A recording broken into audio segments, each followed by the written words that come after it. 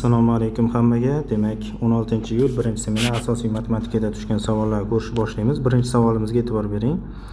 Bu yerda e kub va e kublar ko'paytirilib ildizga olingan. Bizda qoida bor, ikkita sonni e kubi bilan e kubini ko'paytmasi o'sha sonlar ko'paytmasiga tengdir. Ya'ni 25 ko'paygan 49 degani. 25 dan ildiz 5 chiqadi, 49 dan 7 chiqadi. Ko'paytirsak 35. Demak, bizda javob C variant ekan. Ikkinchi savolga e'tibor bering. Demak, bu ko'rsatkichli tenglamalar. Bu yerda tepada 3 ta bo'lganligi uchun 3 ko'paygan 6 darajada x yozamiz. Pastda 2 ko'paygan 3 darajada x barobar 24.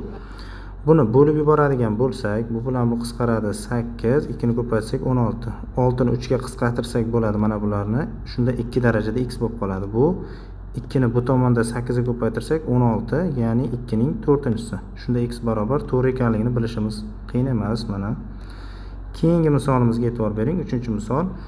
Chizmada ABCda to'g'riburchakli trapetsiya berilgan. To'g'riburchakli mana bu yerda bu 70 bo'lsa, ikkisini toping. Qarang, trapetsiyada bir yon tomoniga yopishgan burchaklar yig'indisi 180 gradus bo'lishi kerak. Shunda bu 70 gradusligidan x imiz 110 gradus ekanligini topib olamiz. Bizda bu mana A variant ekan.